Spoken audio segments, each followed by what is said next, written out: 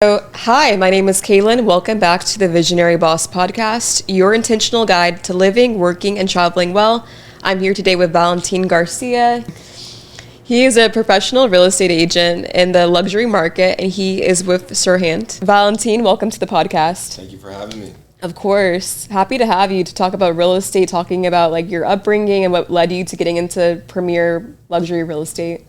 Yeah, real estate was always something that interested me, especially like you being younger and learning about entrepreneurship and like what rich people did to kind of get where they were. You always hear real estate. Always. You always hear real estate there. So I'm like, I always knew I was going to get into real estate. So I was transitioning careers from like kind of a corporate background. So whatever happened then, I had some money saved up and I actually got into an investment. I had a partner that we both were aligned and really wanted to get into the investment side. So we did an investment where we poured tons of money and time into this project. And while I was waiting for the return, I basically ran out of money. Okay. So I was like, well, what do I do? Right? So I had my license and I was like, well, let me just sell a few houses and, get back on track. And then once you get into real estate, you realize, wow, this is a whole different facet in real estate, right? Just the sales side. Yeah. So I just got with a really good team. They really showed me the way and how to really establish myself. And then fast forward a year later, I was approached with the opportunity to join SERHANT, right? So they were probably a year into like expanding into Florida. And I thought it was a phenomenal opportunity, right? Because I discovered Ryan SERHANT, which is my broker. I discovered him through like self-discipline and like self-development, right? A lot of people discovered him through like $1 Million Listing, the show that we have on Netflix called Owning Manhattan. Yes, I watched that. Correct. Season 2 is coming soon. Good. Yeah, so I learned, I just everything just aligned, right? Even before I even got into real estate, when I started this like self-development journey of like being more for myself and everybody else. So it just, everything aligned, right? And the real estate market in Tampa is somewhat monopolized when it comes to like the luxury and the new development side. And it's been like that for quite some time just because of, how old the city is. I truly felt that SERHANT was the brokerage to really disrupt that. So I'm very excited to be on the forefront of that. No, that's so awesome. I'm happy that you said that you aligned with his values and how he goes about like life and professionalism first, and then that's what brought you into the real estate side.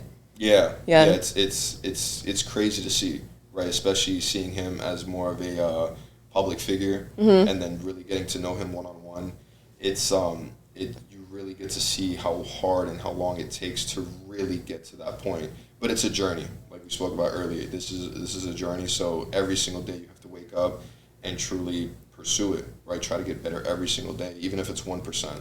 1% that pursue life relentlessly. Yeah, it's a compound effect. Yeah, there's a Japanese principle. It's called Kaizen. So it means like you improve little by little every day. And I think it's like from like 1% or 10%, however you measure it, but just like building momentum basically.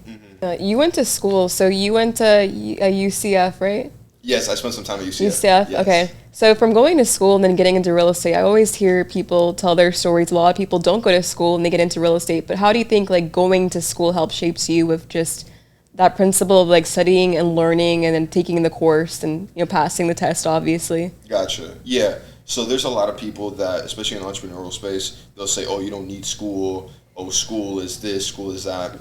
I'm not opposed to the idea of going to school. Yeah. Because it really helps you build a foundation. Right. So for example, I went to school for business and marketing.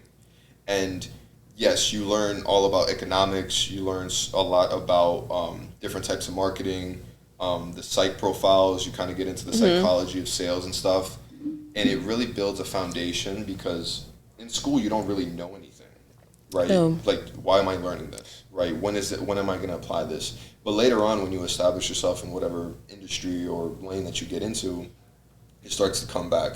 Oh, okay, this is this. Okay, or I can apply this here, right? And then, obviously, it depends on the industry and what kind of path you pursue. But then you learn how you can apply what you've learned to now, right? So real estate marketing is always ever changing. This new explosive space of like the digital advertising space. That's something that we're huge on, right? We do a lot of that kind of stuff. But then there's also the traditional route where you have physical mailers, door knocking, cold calling. Yeah. Like, these are all forms of marketing, but you need to learn how to apply yourself in those. Well, let's touch on that. So, the thing now, it's like everyone's an influencer or content creator with their industry. And it's like we're already working so hard and doing something to market it.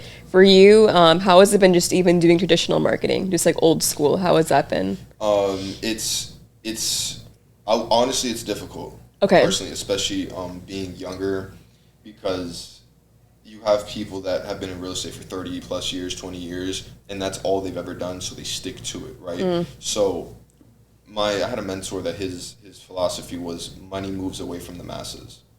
So money does move away from the stuff that everybody else is doing. So that's why sometimes, like, you have to have a good balance. And if you're talking real estate specifically, it just depends on your market, right? So, like, if you're, like, in Miami or New York, one of these, like, bigger markets, it just depends how you're going to go about it. Yeah. Right? For Tampa, it's very similar in the sense of, like, it's a metropolitan area, but then you have the suburbs on the outside, which is a little bit easier to do, like, more of that traditional route. But, at our company, we're very big on digital marketing and being in that digital space, having a digital presence, having a brand, because you can leverage it in so many different ways. Did you originally start out doing luxury real estate, or were you doing more so like suburbs, like family homes? No, we started with trailer homes. Okay. Yeah, right. So, like, that's the hardest part about real estate, is really establishing yourself. But it really is a journey, and you wanting the most out of it. So even being with SERHANT, it was a great opportunity to get exposed to that high-end luxury. Yes. Right? Because you have a whole different clientele. You're dealing with different types of people, right? So, for example, like, I had the contact of someone that sold a $200 million house, right? That's a pretty cool thing to say, because you get exposed to a whole different thing, and, like, even seeing it firsthand, how to cater to somebody or cater to that kind of clientele, it's a whole different ballgame. And there's a lot of people that aren't ready for it, and it takes a lot of time, it takes a lot of money, it takes a lot of resources, and even working with higher end properties, the pay is a little bit slower, right? Because, like, the pool of buyers for a $5 million home is a lot smaller. Absolutely. Right? And then the marketing that goes behind is a little bit different. How you advertise that market, how you build relationships, and how you leverage that property is also totally different. So having a lot of heavy hitters within that kind of space has really helped me kind of, like, formulate my business to that.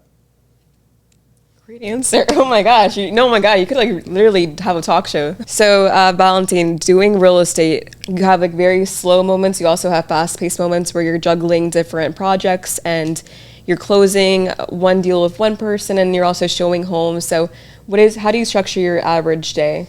So, yeah, huge. It's huge having structure. Yeah. You personally and professionally, everybody should have a structured life, because it's the things that you can control, right? And especially being in the entrepreneurial space, there's so many things that are out of your control, right? Things that get thrown left, you being pulled one way, then being pulled another way. So I really like to structure my day, especially in the front. I'm a firm believer, if you win the morning, you win the day. Okay, I love that. Right. So in the morning, I like to have small wins. Right? So if it's, like, doing small administrational tasks that, like, aren't too mentally daunting, or just, like, even cleaning. Right? Certain things like that, just getting tasks done, because then, like, it'll be like 9 o'clock, 10 o'clock, and you're like, wow, I got a lot done, right? And, you feel proud of yourself. And we talked about momentum, right? And, like, you just use that momentum to flow into the rest of your day. So if it's prospecting, if it's client work, if you have to go and tackle something at that very moment, you're not, like, it doesn't take a lot out of you, because you're in that flow state, right? So I think that's the biggest thing, is having structure. And then what you do on the tail end of the day, right? Also a firm believer of, like, the next day starts the day prior. Okay. Right, so it's like setting up your day, knowing what you're doing, getting into that day. Because I know sometimes we might wake up and we're not focused, right? We're just waking up and we're going through the motions. It's tough sometimes, and it happens, but you have to wake up and know what you're going to tackle that day, just so, like, you can really prep your mind, right? Because entrepreneurial doesn't take a lot of physical strength or physical, like effort. It's more mental. Mental. So if you can have a strong mentality going into the day, just carry that throughout and doing it consistently, right? And there's other things that happen personally or even something professionally that could kind of creep in and kind of mess that up, but it's having that resilience and bringing yourself aligned, like bring yourself back to an alignment, because this isn't a one-day thing. No. This isn't a 2-week thing. This isn't a 1-year thing. This is your life. It's your life. So you have to find some consistency with it to bring yourself back, because if not, you're going to go insane. You are. Oh, I love that, how you say all of that. I know from like the outside looking in, like being an entrepreneur or, you know, doing like a business where it's like not traditionally like in the office where you have a lot of moving vehicles, you're traveling, like it sounds glamorous and it sounds fun, but if you don't have that structure, you fall off so easily. And it's crazy. You see people fall off with successful businesses just because one thing or another they lose it, right? And that's actually something that really motivates me, is that fear, right? That fear of falling off, right? Of I'm doing this now, but where am I going to be a year later? Right? Having those goals, because like if you have those goals, you can measure how you're going to get there, right? Opposed to just going through the motions. And I had a good year last year. Like everybody in real estate, their best year is like in 2020 when COVID was going on. Of course. So everybody in their bio has #1 real estate agent, top 1% broker. Dude, that was for a year. I would hope so, right? Yeah, like get over yourself, right? Like what have you been doing since then? So it's finding that consistency and like, again, having a brand. Because if you have a brand, how I look at it, I have a baby. Like I have to nourish this and I have to continue to grow this, because if not, that baby could die at any moment. And whose fault is that? I need to continue like life support all the time. It's almost like being an entrepreneur, you're parenting yourself almost, where you have to be on top of yourself. Like, hey, I have to have good sleep hygiene.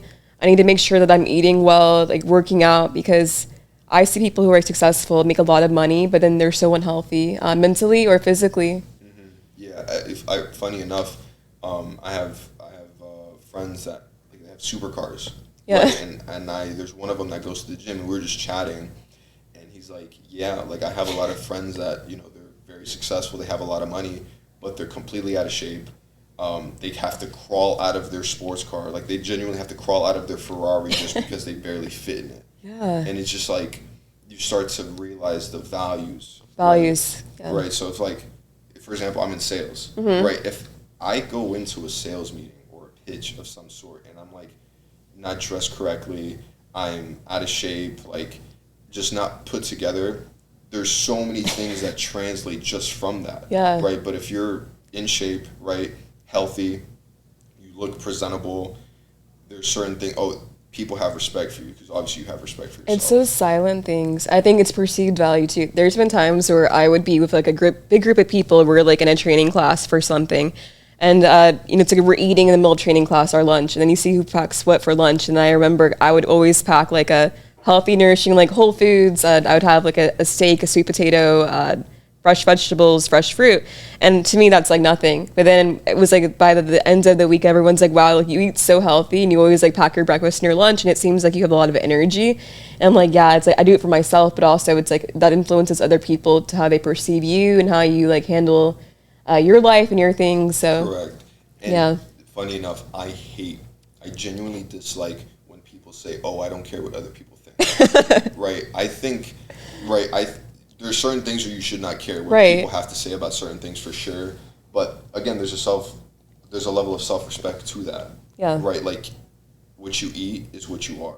Right. Firm believer on that. Like, again, in an entrepreneurial space, mentally you always have to be there. Right. But even I see a lot of people, they just like, they're like 1 foot in, 1 foot out. Like they try here, but they don't try there. Like I get like it's a process, but you have to be consistent with it, right? And like you said, like people, the diet always starts Monday. The diet starts tomorrow, type of thing. Right?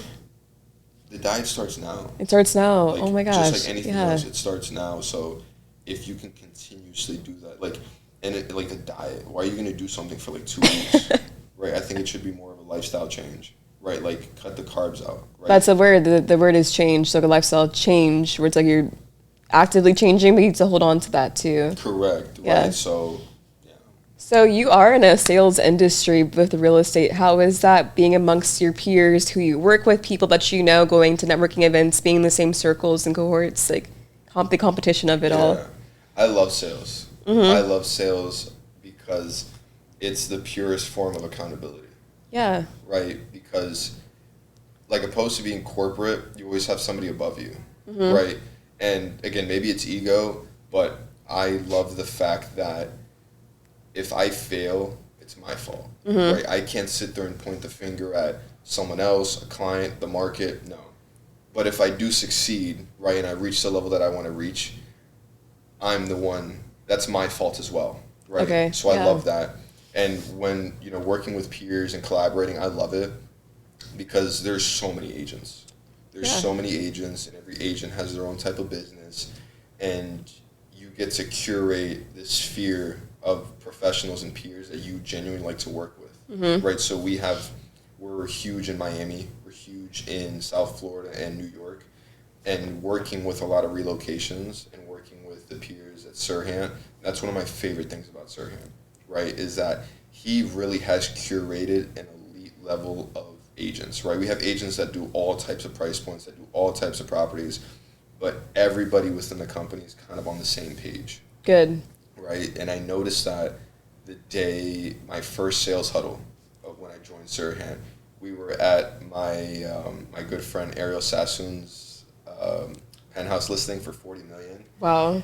And where, New York or in Manhattan? Manhattan. Okay. Yeah, and I've kind of scouted out who's who within the company and who's like the heavy hitters and stuff. Yeah. And we probably had about 40 agents in this penthouse. Every single one of them had their phones out recording content. Like I'm talking about from like 30-year-olds to like 60-year-olds.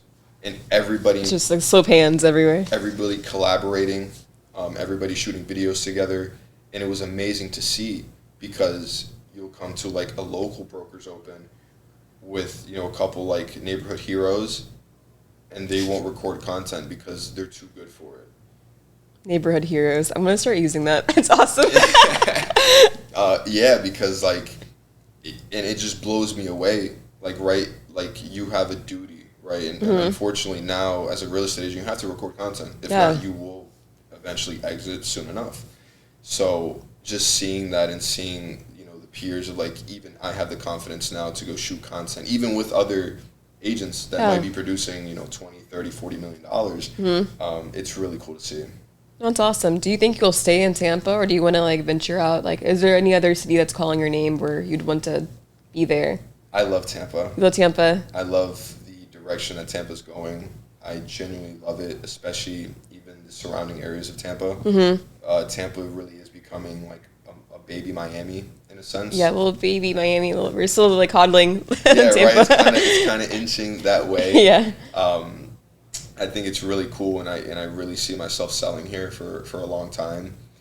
But ideally, if it's more so a dream job that you're asking, I would love to sell overseas. Okay. I would love to sell in very niche markets. Like if I can go tour a client in like Lake Como, that would be the coolest thing. Oh ever. Wow, yeah.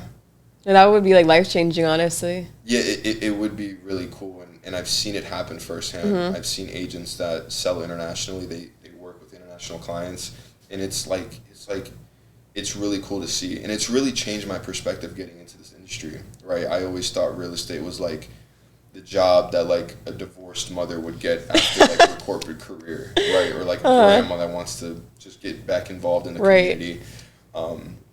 But it's really changed, and I've seen some people run very successful businesses and serve a market and serve the needs of clients that really that's really cool to see firsthand. Yeah, I kind of agree with you there with the Tampa real estate. So, of course, we have like our downtown Tampa, but the surrounding areas. Like, so we're both from a Wesley Chapel. Yeah. That's even considered Tampa, but people would argue, but it's a Tampa suburb neighborhood. So we have so many, suburbia. We have, more downtown. We also just everywhere. You have luxury. You have like the high rise living. You have trailers, you have just like regular communities, HOA and all of that. So everyone's looking for something. So there's so many people moving here. Correct. Yeah. Or just looking for a home now, people who've been here. Yeah, right. People that want to downsize, people that have homes that have equity in them, yeah, and they want to roll it into something brand new. Mm-hmm. So they could have bought something years ago and have equity, and they want to roll it into a brand new luxury home. So I think Tampa really does serve a great array of people, and you also have St. Pete, right? So something really cool about this area is you have two metropolitan areas, and anybody that lives here can tell you that St. Pete and Tampa are two completely different things, right? It's only a 30-minute drive over the bridge, yeah, but it's two completely different vibes, and it really serves like all different types of people coming from all different spaces, right? So I think Tampa really has an amazing opportunity at hand, and you've seen it like within the past 10 years. You've seen the growth, even being in Wesley Chapel, right? Wesley Chapel was like farm swampland. Exactly. Now you're getting $2 million homes being built, brand new homes. So it's really interesting to see. The contrast is when we were in high school, I remember Wesley Chapel, people would be like, what is that? What's a Wesley Chapel? What's over there? I'm like, it's Tampa. I would say it's just Tampa, you know, but now it's grown people. And actually, I did research. Wesley Chapel is one of the largest growing, and this was from like the 2010s, but it was like one of the largest and fastest growing communities in Tampa, or in the United States, actually. Funny you say that. Yeah, in 2023, Tampa or Wesley Chapel was the fastest growing city in America for 2 months. Isn't that crazy? So, and it took the place out of San Antonio. So San Antonio had most of the year, but 2 months, if you look at the graph, it had higher growth rate than San Antonio, which is really cool to see, right? And it's amazing to be able to serve this kind of community, because Tampa, so many good things about him. Like, and I could be biased. Yeah, right. But again, it's a privilege. Are you from here originally, Tampa? I'm originally from New Jersey. New Jersey. Right, so I like to say that I got ahead of the curve. Right, so I would consider myself a Tampa native now. But how long have you been here? You think that? How many years, or what age? Or I moved school? here in 2008. Okay, so yeah, I would say you're definitely from Tampa at that point. Yeah. Went to school out here, seeing Wesley Chapel grow into what it is nowadays. And it's funny you say that. Like, I'm sure you could touch upon is like telling somebody from Wesley Chapel that kind of knew the area was like telling them you're from Ocala. Right. Or like, oh my God, you live over there. Live over there, all the way over there. But now you have people coming to all types of things in Wesley Chapel. We have the outlets. Excuse me. We have the crates. Yeah, we have the crates. Right, we have all types of events that come out here, and it's really cool to see the city expanding out here. I would say the only thing that I would suggest for like city planners and more Wesley Chapel area or more of the suburbs, I think we should have more satellite offices. Every corporate office is in Brandon or downtown. I feel like there's such a big hub of people who live in Wesley Chapel, so it would be nice to see some more offices and like campuses out here. I think it would be more affordable for them in the long run. 100%. Because I see that even other corporate offices I've worked at, they have to downsize so much. It gets so expensive. And they'll have like 3 floors, and then it's like 2 floors, and then suddenly it's like 1 floor of like, you know, their leases. But if they come out to Wesley Chapel, that'd be good for us to drive. Yeah. It's really exciting to see. And I know, I'm sure you've heard about the downtown Wesley Chapel project. Yeah, tell me, you can touch more on that. Because like, I see different things here and there, but. Gotcha. Yeah. So the Porter family, they're basically the ones that kind of own like half of Wesley Chapel. So anything that's Wiregrass, it's basically like them and their family. So where they're building the Orlando Health. Okay. In between, like the road that gets from State Road 56 to State Road 54, which is Wiregrass Boulevard. They're building a downtown, right? They're building the Wesley Chapel downtown, which is super exciting because they're doing exactly what you're saying, right? They're going to build venue spaces. They're going to build office spaces. They're going to have commercial spaces as well. And it's going to basically be like a baby downtown, right? It's not going to have like high rises like downtown Tampa. Could you imagine? that would be like really the rooftop in Wesley Chapel. Yeah, right. Yeah. That would be super cool. So it's an exciting project, right? And it shows what direction Wesley Chapel is going. And ironically, Wesley Chapel has pushed a lot of people out, actually. Yeah. Right? Because I think within a year, we jumped over $100,000 with an average price point in Wesley Chapel. I've seen it looking at the house market and everything. Correct. Or it's like equity building on like current homes. It's crazy to see. Correct, right? And it's interesting to see because you'll have like a brand new $300,000 home, and across the street you'll have $1 million home. So it's a very interesting dynamic of a community, but it's continuing to grow, and it's not going to stop. And you've seen it, like you see new apartment buildings, you're seeing infrastructure being built. There's so much coming, so it's like we touched. It's hard to say no to this area or try to move away because there's a lot of opportunity for me as a professional. So there's like a lot of talk about preserving like the historic homes in Tampa and also like building more modern. What's more of your style, or like what do you prefer? I think that Tampa has a very niche history to it, right? Obviously, we have Gasparilla, right, which is like honors the pirates. This was like a pirate town. We were huge within like Cuban culture, right? That's why like Ybor is super historic. Yeah, I'm all for it, right? Because I think with gentrification per se, it removes a lot of the character, right? And Tampa's in that space right now where it's in a transitional state because of how much it's growing, right? The little bit of culture that we had has kind of dissolved. Yes. So I think now we're coming to a new type of culture. So I'm all for it, and I like it, and especially places like Hyde Park. Hyde Park, Bayshore. Bayshore is super nice. So I'm fond of preserving the history of the city. Okay, yeah, I think there's a good balance there. So I understand like the need for everything wants to be like a high tech futurist and like these high tech homes, but there's something about having like those historic homes. It's charming, and I think that while we're like leading towards innovation, there's that nostalgia. It can be appealing.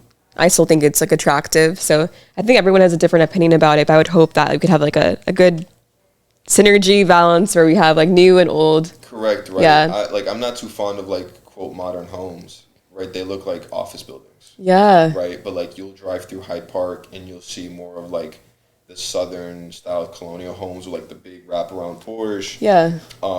That's more my speed because it holds a little more character. More character. Right, so that's what I appreciate, right? I do appreciate certain like materials that are used with modern homes, right? But like I just don't want to see like boxes down the road. Right, with a bunch of windows. Yeah, right. Like everything's glass, everything's gray. Like I do appreciate, the culture that we do, the architecture. What makes you stand out from other real estate agents, other realtors? The biggest thing that helps me stand out from other agents, I would say, is authenticity. I try to correlate my business, my content, all the things that I do with who I am, right? I don't try to fabricate this character or be anything that I'm not, because I think it's forced. Yeah. Right, and I see that with a lot of agents. They force this character, they force this brand, and to me that just doesn't really align with me personally.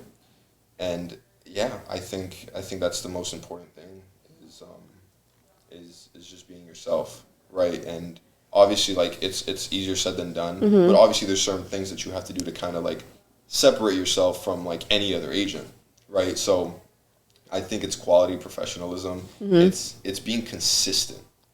I think that's the biggest thing. Being consistent, right? With people. Because you'll know exactly what you're gonna get and how you're gonna get it, opposed to other agents where it's just kind of sporadic, right? It's kind of all over the place. They're inconsistent. They wanna apply themselves for maybe a month or two, and kind of step away. Where I think if you have continuity and you have a brand that you're building, people align with that, right? And I think when you do things that align with yourself, you're going to attract those kind of people. That's right? true. And sometimes, you're going to lose business because of who you are, right? But when you do gain business from that, those clients, they're going to be behind you 110%. Yeah. I've seen other real estate agents where they have very niche personalities and interests, and then it's like whoever aligns with it will, and if people don't, it's okay. There's room for everybody, but it's probably really exhausting trying to put on a facade or trying to live up to something like it's a character and like not just be yourself. Yeah, right. Just like being different in person, right? Because a lot we're heavy on content, right? So that's how a lot of people perceive you, is how you present yourself. So if you the big thing, for example, like the big thing we have at SERHANT is you're a real estate agent, and then what? And then what? Right. So it's like, let's say, for example, fitness. Right? You could be a real estate agent that's heavily into fitness, or vice versa. You could be a fitness junkie that does real estate, right? So you have something associated with your brand, so you'll probably attract more people that are health oriented. That's true. Opposed to someone that's really into cars, right? There's a massive car community here in Tampa. So big. And there's agents that associate their brand with, the automotive space, right? So that's the biggest thing is having your and what, because it helps you find your group of people that you can serve. Like, for example, you guys are heavily in the art space or in the creative space, which is super cool. So that's the person that you're going to attract. Exactly. People within that space, opposed to someone that's into like marine life, like people that love boats, right? You're probably not going to come across. It's different, yeah. Exactly. Yeah. But I think, so you're right. So if you touch more on being yourself, and it's like everyone's super niche and like themselves, and you're going to find people who directly align with that, and it's like no questions asked. And then you go from there. Yeah, because it's a little more organic. More organic, yeah. Right, you kind of like, you have ideas and concepts that you both can bounce off of each other, right?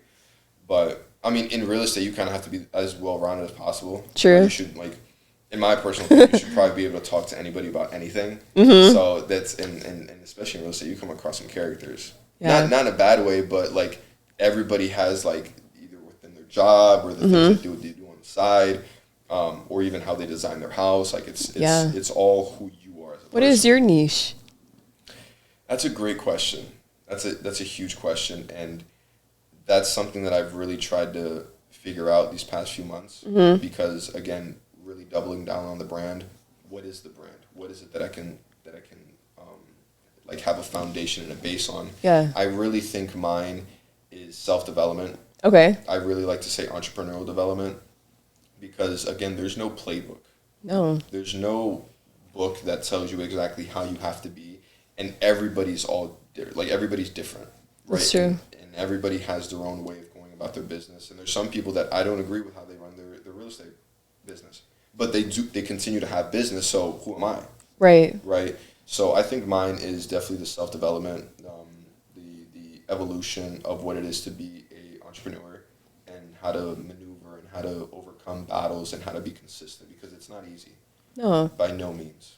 Well, that's why I'm happy you're on the podcast, because when people hear entrepreneurship or just like growing up, like I would say like the 2010s to like reaching to like the mid 2010s, when I would hear about like entrepreneurship and like being your own boss, it's like the hustle culture and it's like sleepless nights and like a lot of stress, pressure, and basically just not really taking care of yourself. I think that I wouldn't say it's like a new wave, but just it's more prevalent now, seeing people incorporate like wellness and like mindfulness, self-development into those practices. I mean, it's not easy. Like you said, it's like every day you show up, but you make it more graceful for yourself when you put yourself first and like you try pushing yourself. But even when you push yourself, it's going to be difficult. It's not easy. Yeah, right. You got to find that balance, because you can. I'm a bit more excessive. I really do push myself to the limit, and sometimes it's counterintuitive. Yeah. Right? So it's just finding a good balance of how to continue going forward. Because I being naive, starting out, I didn't believe in burnout. You didn't believe in that? I thought burnout was like, oh, it's because you don't take care of yourself. Oh, no, I'm built different, whatever. I'm built different. I love that. Yeah, burnout is real. It's real. Right, and burnout can be very expensive. It can be very expensive. Because you might have built something or been consistent with something for a month, 2 months, 3 months, and then something happens where it kind of just knocks you out, right, and it takes you a while to come back, right, and that could be expensive because you've killed the momentum that you built for yourself. Yeah. All the hard work, all the stress, all the headaches, all the sacrifices have gone to waste. Right, and I think that's the problem. And there's some people that they work that way. They push themselves as much as they can, then they take a step back. I'm a little more of the Aikido approach. Right? Yeah. I like to just kind of flow and be consistent with it. I think that's better too, because, I mean, we're only getting older. So can you imagine like 10, 15, 20 years from now where it's like, you hit this peak and then you just go supercharged and then you have to like fall back, and it's like now when you're younger you have more time, it's like less things that are like taxing on you. It's like, yes, you can, but then like later on in life it's a little bit more difficult. How do you find that balance with like life? Yeah, within like being a professional and also personally. Yeah. Right, because you guys are, you and your sister are very heavily involved in so many different spaces, which is really cool to see. Thank you. Where I'm not like that. Yeah. Right. I'm very in my world, very in my business, and there's also challenges that come with being like that. But that's just how I am. Yeah. Right. But you guys are doing so much all the time. So much, yeah. So with that, I remember even like being in middle school, we were a part of drama club, a part of like dance, and there was a few other activities. And we had a mentor, and she was like, "Oh, like you guys should just do like one or two things." And we told our mom, and our mom was like, "Well, like no, you guys can do whatever you want." So there is a balance with that. I think it's better to like niche down sometimes, but other times like you just have like this firecracker about you underneath you and you just want to pursue everything. I would say like now in my later 20s, like nearing, oh my God, I don't want to say nearing my 30s. It sounds like so like crazy, but 10 years ago, it's like I was very hesitant about entering certain spaces. Then in my mid 20s, I was doing a lot. I was working corporate America. I was going for my master's degree. I was in this space, that space. I was doing events and it was a lot. Somehow I did it. I think now it's like I want to juggle different things, prioritize different things. Like now it's like personal time is really important to me. My friendships even. It's like when in my early 20s, not that it wasn't important, but it's like now I do enjoy going out to dinner with friends here and there. I enjoy family time. I enjoy not being on my phone, always like creating content or like documenting things. Being present. So I think now it's like I love to be present. So for me, that looks like doing less things. And if I want to do things, so I'm not trying to be long-winded, sorry. If I want to do less things, but if I do want to pursue something, I'll have to create time for that if I can't just do it all. And like, gotcha. Yeah. So I hate that. It's a balance, but it really is. And I think now, like in my life, I want to keep prioritizing health because I'm seeing like other people who are entrepreneurs, they're getting older. And it's like, unfortunately, like, things happen where it's like you might get an illness, get sick, and you can't control that.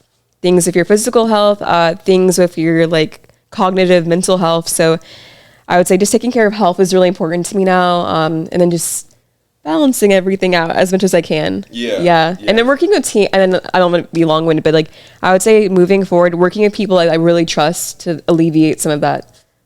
That's huge. Yeah. Huge having a good team. Yeah. Right. I think you have to taste the food to know you don't like it. Yeah. Right? And you do so many things that you're like, yeah, this is great. And you probably picked up a skill that you can apply to something else later on. That's true. But now, like, especially getting older, you start to figure out, like, what matters to me, what aligns to me, and what path I want to go down. Yeah. Right. So, like you said, you kind of pick and choose those battles that what you want to have. So, and again, being an entrepreneur and being, you know, a figure within your space, you kind of have to be present. And you have to do certain things that you might not want to do. You might not want to go to that event, but you know, for politics' sake, you do. You're gonna have to just show your face up. You have to show, you know. Correct. Yeah. It's a journey. I would say that it's healthy to take a step back and realize, okay, I don't want to be in certain spaces anymore or show up in a different way. I mean, even online, it's so much to like. You do your day-to-day and then like posting about it, engaging and creating content. I know so many people in real estate, whether it's like they're realtors or they manage properties or they do construction or they do the cleaning out, like they do junk removal and stuff, and they're always having to record content to promote their business and themselves. And like that is so great, but it's like it's crazy how we have to do that in order to promote ourselves. So and I think that's another thing, right, is like some people try to do it all. Yeah. Right? I do a lot of other things outside than just the sales side. Right? I also invest. I also have a portfolio that I manage. Yeah. But I don't really record or do stuff with that. Yes. Right? Because it doesn't, like, not that it doesn't align with the things that I do in a brand because it's all like under the umbrella of real estate. But it's daunting. You have to keep it to yourself, some things. Right? Yeah. Like there's certain things that just don't need to be publicized or just doesn't move the needle forward for this big project or this big initiative that I want to do. I love that, yeah. Yeah, so it's, I mean, again, that's just me personally. I know some people, they post every single thing. And you know it, because it's like 20 stories a day, you know it. Clockwork, okay? Thinking about the next phase of my life, it's like, I can't be on Instagram and like, even like vlogging, it takes so much time and energy. It's like, I have to figure out how will that look? Do I want to keep doing this for myself, or do I want to work with like another company that has more equity, and like there's like things like that you always think about. Yeah. It's interesting. I like to record, and sometimes I don't want to. Yeah. Right. Sometimes you're like, like, and sometimes it is awkward, right? There's some people that they're not comfortable with it, and putting a camera or like showcasing something when you're with people. It's for some other people, it's just not. They don't really like it. Mm-hmm. But how I look at it is like, I'm gonna remember this, right? Yeah. I'm gonna be able. We're blessed to be in a time where we can record anything. Mm-hmm. So like, you're gonna be able to tell your story.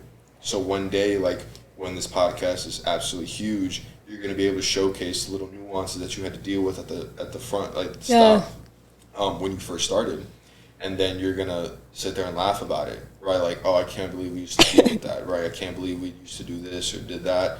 Or you reflect on the time that, like, you might go through your camera roll and you might see something from a few years ago and you're just like, wow, I'm in a way better place than I was. That's a good point. At that time, right? Yeah. Or like, oh my God, all the things that I've done during this time. So that's what helps me kind of like continue to record, right? Because like, whatever good thing or bad thing that you're going through right now, it's temporary. Right? Temporary. We hope so. Right? So like it's all temporary. So like, let me just have this moment to kind of like, this is what I'm going through right now. Yeah. And sometimes if you record content, especially with like discipline and like self-development, you'll be able to help someone else, right? Even if it's something that doesn't apply to them right now. Help them, yeah. But they come across it one day and like, oh my God, this girl is speaking exactly what I'm going through. Yeah. Or like she's doing exactly what I do, and it's like inspirational as well. Yeah, I have 3 things to say about that. The first thing is, what are historians going to say about us in the future? We're the iPhone generation. Well, not even. I would say we're like the live stream generation now, because everything is just like so. You're in the moment, but you're recording. That could be a good thing. There could be nuance there where we could say that it hinders us in different ways. But the other thing, recording, like you said, like you go look back in moments, and it's like, wow. So that's beautiful. We definitely need hard drives. Everyone needs to save all of their clouds. Yeah, we need to look. I am so like, I like the cloud, but I'm like, I need it sweet saved on a hard drive, so I just know. But it's not going anywhere. It's like it's here. And the last thing I would say about that, it is important to document, because I look back at things that I recorded when I was like 18 doing this. I'm like, wow, like that is so awesome. Yeah. Like, who was that kid there? That's so funny. That happened to me last night. It did? Yeah. Or this morning, actually. I think I opened up TikTok. Yeah. It had like the memories. And then I saw, and I just like, I was bored, so I clicked the video, and I recorded a video 2 years ago, like one of my first home tours. Really? And I was like, wow, this is awful. Right. Was it really bad, you think? It wasn't horrible, but like based on what I'm doing now, I'm like, this is bad. Like, I wouldn't ever do this again. But again, you start to reflect, like, my God, everything that's like where I was at mentally when I created this video. Like, why did I do this video at the time? Because this is the best way I knew how to do it. Yeah. Right? So it's just, I think for personal reasons, I think it's amazing. Do you ever look back at your camera roll and just like, oh, what was I doing a year ago? And you see the photo and like, yeah, I was going through this a year ago. Yeah. 100%. And even like you go through all these phases, you change physically too. Yeah. Right? How you looked at the time, right? Like, you reflect on it. Yes. And I think that's the biggest thing, is like not forgetting. Not forgetting the stuff that you go through, because you might go through a win. Yeah. You might go through a win, or you might go through a very traumatic event. But all these things help you become more well-rounded and help you become more confident. Right? Like, oh, I did get through that. Or wow, look at what I did before. Right? What I'm trying to do now is damn near as big as what I already accomplished, right? Yeah. So it helps you solidify as a person. Beautiful reminders. I think you need a podcast or a book, something. I'll be a host on this one. Yeah. I'll be a co-host on this one. You'll be a co-host on this one. No, you're awesome. Seriously, that's like such great advice. I think the thing that makes you stand out with even self-development is that, oh my God, I feel like sometimes when we talk about self-development, you hear the ominous music playing in the background, and it seems like so complicated and serious and intimidating, but really self-development, all it is like you accept who you are, but you want to improve. And you keep building on that. That's all it really is. It's a beautiful journey.